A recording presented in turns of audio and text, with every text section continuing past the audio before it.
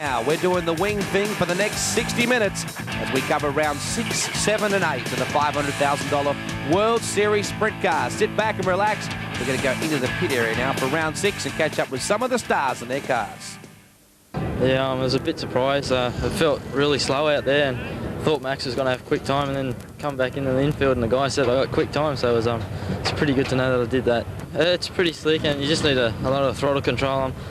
I still reckon Skip Jackson will be there at the end, and Max, and you know, all them guys that run in the States, so I'm not going to try and get too carried away at the moment. Well, we're set now. It's 4 wide time at Horsham. And although we just saw Skip Jackson take out that heat race, it's been far from an easy night for him, JJ Manette. Yeah, Jackson's team had to change the motor between the heat race and the feature. Apparently the other one wasn't running good. You can change your motor in a sprint car in about 40 minutes. Pennzoil team's obviously done a good job. They've got it done. Out of turn 4, the next time around we'll go green. This is the back straight. Probably usually accustomed to filming on the front straight. Quite a dark racetrack. Very challenging from here. Oh, imagine you're down the back, you're looking at this field, you're thinking, how do I hook up? Well, Marty Perovic starts on the outside front row. He's been having no trouble hooking up. Likewise, Phil March, who gets the whole shot. Well, gee, Perovic dropped back to third on that one. That was a shocker of a start for Marty. Out of turn number 2, we've got to keep remembering, we're filming on the back straight here. March is your leader. Tatnell in the second spot, Perovic in third. Back then, I think, to Dean McComb in the Titan Garages, number 21. And look at Marchie. South Australian, former Australian speed car champion. Uh-oh, yellows already. And this is something that we could see quite a bit of. There is Darren Jensen in the Wazeco Pistons, Serco, number 75. JJ, this track is going to test everyone. Yeah, it's going to be pretty slick. I don't think Perovic's start on the front row was that bad. I just think the track's that much better on the inside. Well, Brooke Tatnell's about to prove that. Look at him on the inside, gnawing on the left rear of the Les March Autos number 3 car. Out of turn 4, Dumsney moves up where you can see that Perovic even lays a wheel the other side of that black strip. He's in trouble. He's back to 4th now and struggling just a little. Whoa, we got spat out of there. It was Scotty Milling out of Kalgoorlie running with David Anderson. And was that Skip Jackson moving forward then? Yeah, it looks like Skip's starting to come forward already. Again, just working the bottom of the racetrack. It looks like that's where most of the racing is going to be done tonight. March, good indication of how they're spinning out of turn number 4 there. You watch the white writing on the side of that Goodyear tyre and you see it spinning wildly coming out of the turns and just rolling in nicely. Marching up a little high then. Probably the best indication of where they're using the throttle and where they're not, though, is if the next time they come past us, we just shut up and listen. And you hear the motors rev hard down the straights, and then they're off the gas. Well, they're off the gas now. There's trouble coming out of turn number 2. Oh, several cars. Milling is involved, so is Peter Smith, and so is Jensen again. 2 strikes, you're out for Jensen. Looks like that'll be the case. It depends. Usually they have a primary cause, goes to the rear. If you're 2 primary causes, you're out of the race. Out of turn number 2, back straight restart. Phil March in the Les March Autos, number 3 car. Man, this guy has been soldiering away at sprint car racing for many years. Former Australian speed car champion, his brother Trevor March was an outstanding speed car driver as well. And he's been peppering away at this series. Doesn't always have a huge amount of luck, but on nights like tonight, he can just bob up without a moment's notice. Look what he's doing here. That's right. Well, Phil March, you've got to remember, it's only his 2nd night in the car this season, and he's leading the World Series feature race. Well, look at this. Yellow lights again. This is what's really going to test people. I bet you the boys have got the tanks fully topped up with fuel. And it's Smith again around the number 8 car. Just looking to the left there, just to try and pick up, I think it's Andrew Shirley in the Lucas Oils, number 95 Maxim. And Shirls out of Toowoomba. Not at all happy with that. Boy, gee, he's a long way from home. Got to give credit to the Queenslanders. They really have to travel the most miles on this tour. Yeah, it's a long way away, especially the West Australian guys as well. Apart from that first swing, it's a long way for those guys. Coming up out of turn number 4, back onto the main straight. Skip Jackson, ooh, short back and sides for Max Dumsney, and McComb got him as well. Well, there's a classic example. You get up high into what we call the marbles. Is that struggling back there's Perovic. Well, gee, Marty, after doing so well, setting quick time, starting on the front row, is now having a shocker. He's back at the tail. Brooke Tatnell wearing March like a glove as they come out of turn 2. I notice everybody got the wing set pretty well forward. And why would that be, JJ? Would you not think they're trying to get the cars a little bit tighter on this track? Would you prefer a car that's a little loose in the wings forward? Well, everyone knows the racetrack's going to be slick here tonight. Basically, it's been slick all night. So what you do is you make a lot of other adjustments to the car to get it stuck. As the race goes on, you get the hydraulic wing and you start pulling the wing back as the car gets looser and looser as the race goes on. Phil March in the lead. Guy who's the crew chief on that car, Ashley Smith, he's had a lot of experience in America. He knows how to get these cars stuck on this kind of racetrack. As you can see, he's smooth, and he's starting to pull a little bit of a lead on Tatnall.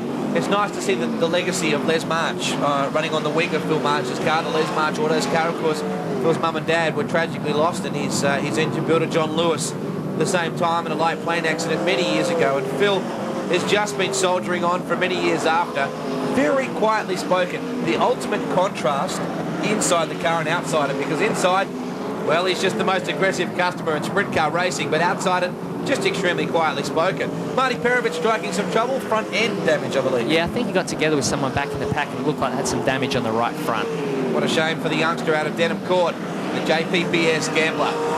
Back into turn 1 and 2. March opening up a little bit of ground here over Brooke Tatnall in the second spot. Skip Jackson in the third. By gee, they're a long way around this track. Looks like quite a big circuit, JJ. Yeah, it looks like it's a pretty decent size, but the slickness of the racetrack is just keeping everyone not to a great speed, but usually evens everyone up and gets the racing a lot closer. But unfortunately, at the moment, it's just a little spread out. Dean McComb having a good run back there. I'm assuming that it's Dean McComb in the Titan Garages. Number 21 Eagle chassis. As they come out of turn number 4, that black strip is becoming more and more pronounced. Here's a classic example. Let's just listen to Phil March here. Yeah, you can hear the motor shut right down, can't you? Yeah, the guys are easing out the throttle, getting into the corner really straight and off the throttle so they can run through it really nice, pick the throttle up coming off and hopefully be really smooth. How many revs would they be pulling down this main straight here, and what would it lay down to where it's almost an idle into the turns? Well, it just depends what gear ratio and where your motor likes to run. Usually anywhere sort of around 7,500 RPM and above. And in the middle of the corner, again, it depends how much out of the throttle you are, probably down to 4,000 or 5,000. Look at Brooke Tatnall. Shadowing. Well, he looked for something a little on the inside there, but although there's dirt down there, it's not always moist and it's a little bit powdery, so you're not able to get a hold of it. And Brooke stalking Phil March here. March really needs to, I guess, not even be concerned about what Tatnall's doing. He's got to be focused on where he's going, not who's behind him, right? Yeah, that's right. And these guys are coming up to get some lap traffic. It's going to be really interesting. With the track, with the groove so narrow, it's going to be tough. The lap traffic, being in second place, it might be a little bit of an advantage. Well, there's a couple of main wings on the infield from retirements in the field, but the rest of them are still out there soldiering away, including this man, Phil March. Well, traffic just up ahead now, and Brooke Tatnall realising this is his chance. We're at Horsham in Victoria. If you've just joined us for the World Series Sprint Cars, the $500,000 travelling high wire show, and just up ahead, a lap car for March. He's already got to be thinking, what am I going to do? How am I going to get through? He gets very loose there. I guess Brooke Tatnall's immediate response is, hey, I've got to put my foot down and try and make the move, but that's exactly the opposite of what needs to happen. Yeah, it'll just light the tyres up and almost spin you out. But the groove is so narrow, you just have to be really precise, wait for the guy in front maybe to make a little bit of a mistake, but I don't think Phil March is going to make too many mistakes. Here comes Skip Jackson. Gee, Skip is never too far from the front, is he? And he's running down the bottom part of the track. Nobody experimenting. There's no one that wants to go upstairs and try out the outside groove. I take it that people have tried and failed earlier in the night. It looked like at the start of the race that Gary Brazy was trying to get up the top. Remember at Kalgoorlie, he come from position 12 to win, driving around the top on a slick track. So you think if anyone's going to get it to work, it's him, but he's stuck back in the pack. Back onto the back straight now. Phil March, with laps starting to get by, realises he's got to do something with the traffic. Well, all second, third and fourth is now bunching up, and that's McComb. As we spoke earlier this season about Dean McComb, a 4-time Australian leader car champion, consecutive, wasn't it? That's correct. Remarkable feat for him, and March now finds the opportunity and goes through on the inside. Gee, that was a lucky break for him. The traffic moved aside like that. Yeah, most of the lap guys are pretty good. They've got a lapping flag here, so the lap cars should know that there's the fast guys behind them, and you can see they're just getting out of the way and letting the race lead go on. Peter Smith just up ahead in the highway in at number 8, the Publican, who likes to stand on the gas as well as pull beers. Heads into turn number 1 and 2. March just behind him. The two South Aussies here. Back to the Sydney side of Brooke Tatnall. And another Sydney side, of course, Skip Jackson, although these days Skip spends more time in the US than he does here in New South Wales. And you can see Smith now about to be lapped. March ranging up behind him. Smith gets loose, coming out of the turn, gets above the black strip. So far, the traffic has played nicely into March's hands, but hey, he hasn't panicked yet either. No, he's running really smooth. And another thing to notice, like this race has gone probably 20 laps, they've only lapped 3 or 4 cars. It shows you the quality of the field in these World Series races. Well, Trevor Green struggling here at the moment. There's front main wing damage by the looks of things on the left face of the main wing. Yes, there is. And his car appears to be laying over on the right front there.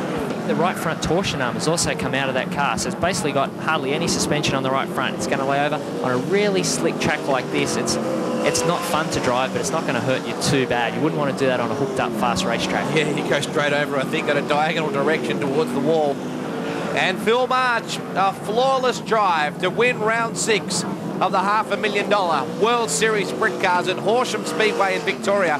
What a great drive for the South Aussie. Brooke Tatnell claims second. Skip Jackson gets third. And Phil marches to the winner's circle.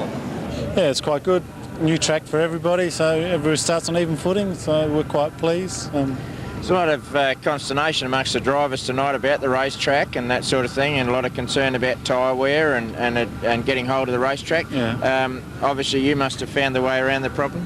We just hooked it up as hard as we could, and just, we were lucky, we got a break with the dash draw. We started in the front of the dash, and they gave us, we've won that, so we get to start off the front and the A, and just try not to make a mistake. Are these harder, these sort of racetracks to drive? Is it harder to go forward on these sort of tracks?